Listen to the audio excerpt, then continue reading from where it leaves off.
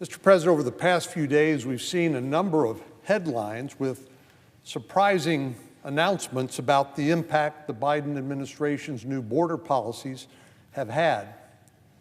Reuters, for example, ran a story last week titled, "U.S. Arrests of Cuban, Haitian, Nicaraguan, and Venezuelan Migrants Plummet." The Dallas Morning News had a story titled, "Biden Administration Says Illegal Border Crossings Already Falling Under New Policies."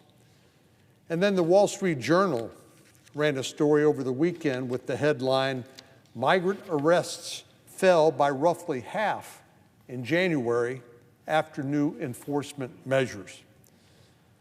Well, by reading those headlines alone, you might assume that the administration had finally done something it's refused to do over the last 2 years, and that is to take action to address the migration crisis, the humanitarian and public safety crisis that's been occurring at our southern border. You might think that they started using authorities they already had under existing law to enforce those laws at the southern border and deter would-be migrants from making the dangerous journey north. Well, if you made those assumptions, you would be wrong. That's not the case at all. As we know, the border's been operating at a state of crisis for at least the last 2 years. Last year alone, U.S. Customs and Border Protection encountered 2.4 million migrants, completely shattering previous records. And last month, we broke the record for monthly encounters. The agency logged more than 250,000, more than 250,000 border crossings in December alone. Here's the ugly little secret that the Biden administration so far has failed to acknowledge.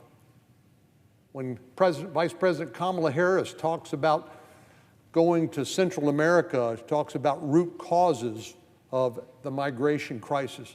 Secretary Blinken talks about root causes, assuming that this is a regional matter affecting Mexico and Central America, and it is primarily people who are coming to the United States strictly for economic reasons or to flee violence. But the fact of the matter is people are coming from all over the world to our doorstep and seeking asylum. A couple of weeks ago, when we had a bipartisan congressional trip to El Paso, an urban area, and then we went to Yuma, Arizona, which is a sleepy little agricultural community right there along the border of Arizona and California. The acting Border Patrol chief told us that they had people from 176 countries, speaking 200 languages, seeking asylum, coming to the Yuma port of entry. You might ask, how in the world is that possible? That doesn't sound like root causes. That sounds like a global network of human smuggling that's exploiting our asylum laws to gain entry into the United States. Well, Senator Mark Kelly, from Arizona, who was with us, said, well, Mexicali, which is a large city, relatively large city in northern Mexico, just across the border from Yuma, has an airport. And presumably people are flying into Mexicali from disparate places around the world because they know that if they show up at this port of entry in Yuma, they're likely to gain entry to the United States by claiming asylum.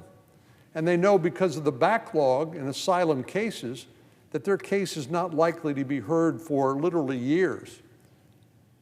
And that if they did ultimately appear in front of an immigration judge, that their chances of successfully gaining asylum, according to the legal standard under American law, was about 10%. And so it doesn't surprise anybody that many of them don't show up for their court hearing, but simply hope to evade detection and be able to permanently settle in the United States. This is what the Border Patrol calls no consequences associated with illegal immigration. And what they've told me and anybody else who will listen is that if there are no consequences to coming to the United States and exploiting our asylum system or illegally coming to the United States, then people are going to keep coming. And indeed, that's what we've seen with an absolute lack of deterrence because of non-enforcement and because of the Biden administration's border policies. So people all over the world are taking advantage of the Biden administration's weak policies. They're crossing our southern border at an alarming rate, imposing huge burdens on the border communities in states like mine, like Texas, that do not have the resources to meet the demands of this crisis. It wasn't that long ago where Del Rio, Texas, small community of 35,000 people, had 15,000 Haitians arrive in their city and claimed asylum.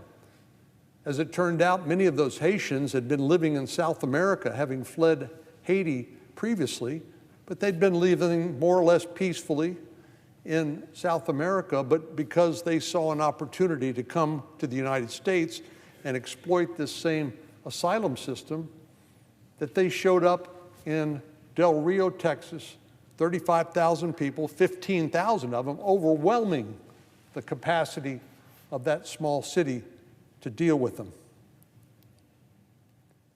Until recently, the administration saw two options when it came to migrants. Option one was to use the authorities granted under Title 42 to expel these individuals to Mexico. Of course, Title 42 is a public health title that's been in place because of COVID. Now, option number two was to parole them. Basically, that means to grant them permission to enter into the United States where they would await immigration court proceedings, which, as I said, because of the backlog, because of the sheer volume, will take years. Under the administration's so-called new plan, there's now another option for Cubans, Haitians, Nicaraguans, and Venezuelans. So that's 4 countries.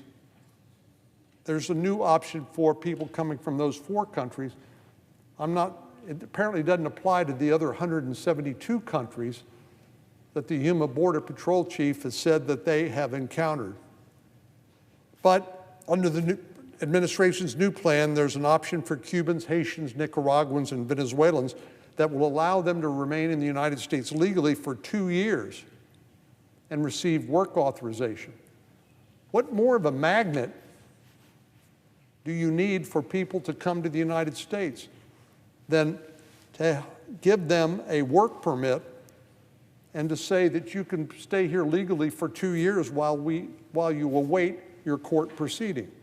All they have to do is submit information online before crossing the border and wait for the administration to give them the green light.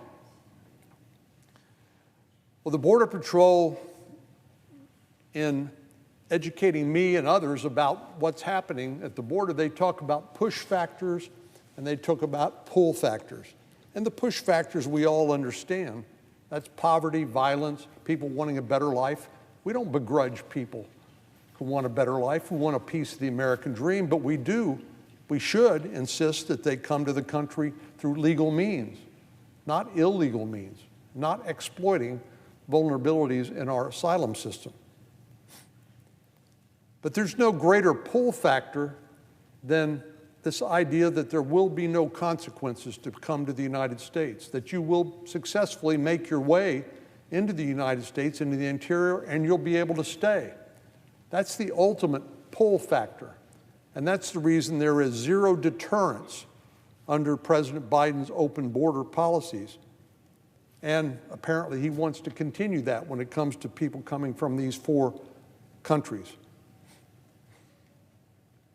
Well, there's several problems with this plan that I alluded to. First of all, it's not a solution to the open border policies that currently exist. It doesn't discourage migrants from making the long, dangerous journey. It just artificially lowers the numbers.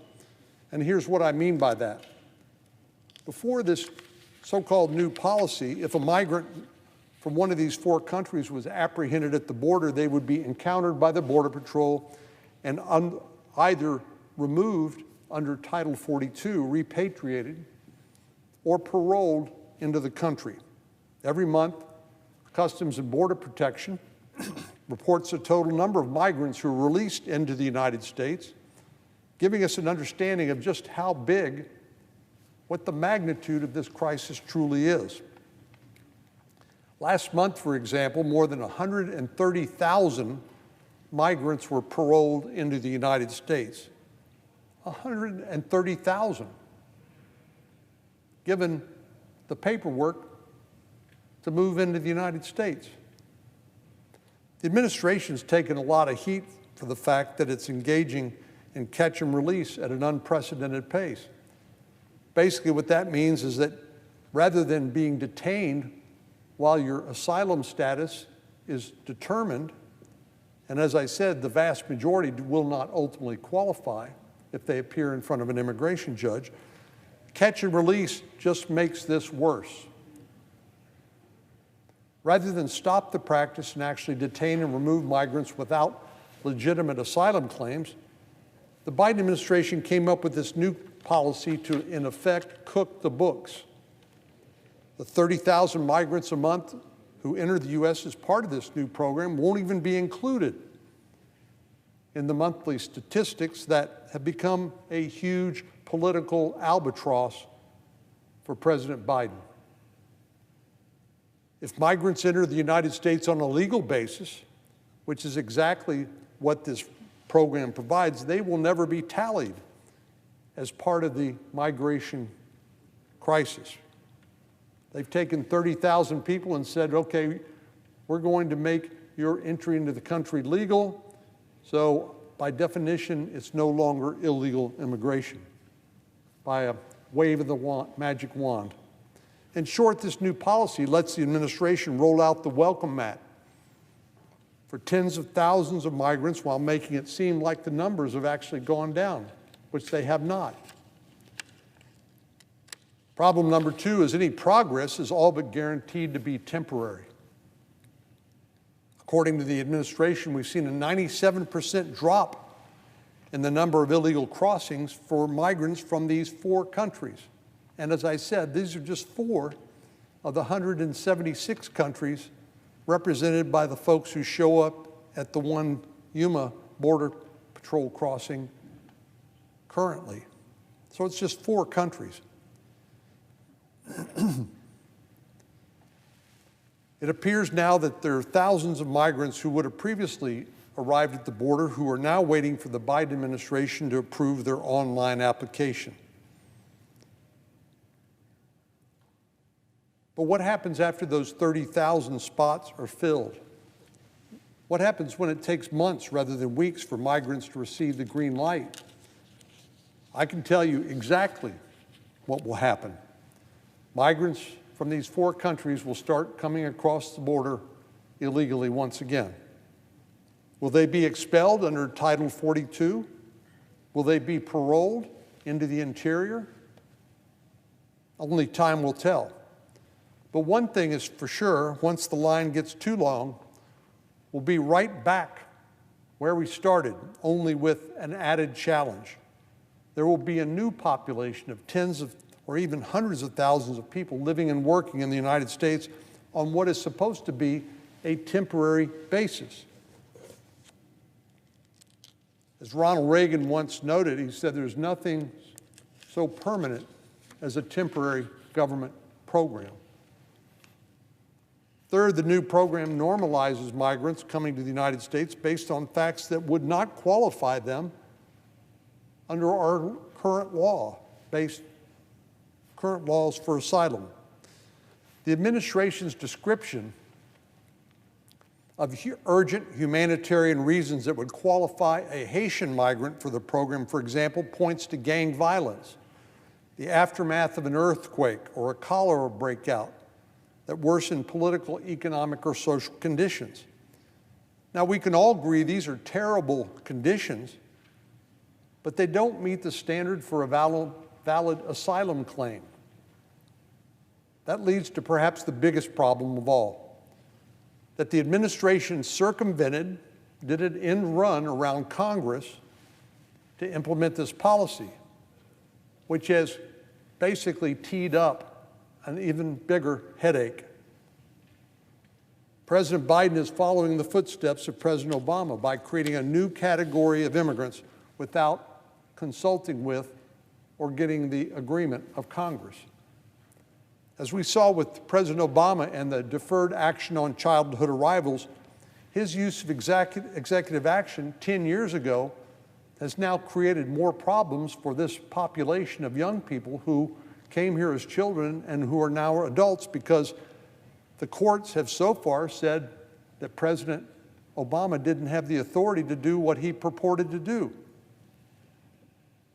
By the way, you go back and do an internet search and see what President Obama said shortly before he granted this deferred action to childhood arrivals. I think he said perhaps as many as 17 times, I could be off a little bit, that he did not have the authority. He said he did not have the authority to do what he ultimately did. And unfortunately, now the courts are agreeing with him, putting the livelihood and future of these young people in jeopardy. It's been more than a decade since DACA was established, and the fate of these young people are still being litigated in court. It's a terrible circumstance to find themselves in, and this won't be any different. The Biden policies will allow migrants to live and work in the United States for 2 years, and then what? Well, will they leave voluntarily? I doubt it. Will they be apprehended and removed by Immigration and Customs Enforcement? No, I doubt that. Or will this be another group of migrants who will live in the shadows? There's no question our immigration system is broken. I have yet to find a person, a responsible person, who thinks our immigration system is working the way it should. It's big, it's outdated, it's inefficient, and it's not serving our nation's interests well. But if the president wants to undertake immigration reform, as he says he does, this is not the way to go. By end-running Congress to try to establish new categories of immigrants, he's poisoning the well. He's making it harder for us to do what many of us would like to do, and that is to take on the monumental task of securing the border and creating a legal immigration system that serves our nation's interests and one that we can be proud of. But by poisoning the well, the president's not gaining new allies. He's just ensuring that more people will resist any potential legislation that we might take up soon. So despite what the initial data may suggest and what the spin doctors here in Washington have been selling to the news media, which has gullibly been accepting that as if this is somehow a big deal or a negative trend in terms of illegal immigration, it's not so. The president hasn't solved the problem. He's just swept it under the rug, and he's arguably made it worse. This crisis is complex, but the solution isn't. The administration needs to engage with Congress and enforce our immigration laws that are on the books, and those that are being exploited by the international criminal networks that are smuggling people into the United States on a daily basis. We need to work together to address those gaps that are being exploited. If migrants from any country see the U.S. as quickly detaining and removing people who do not have legal basis to remain in our country, the flow of illegal immigration will drop dramatically. That's the only viable path forward and where the administration should focus its time and effort. Mr. President, I yield the floor.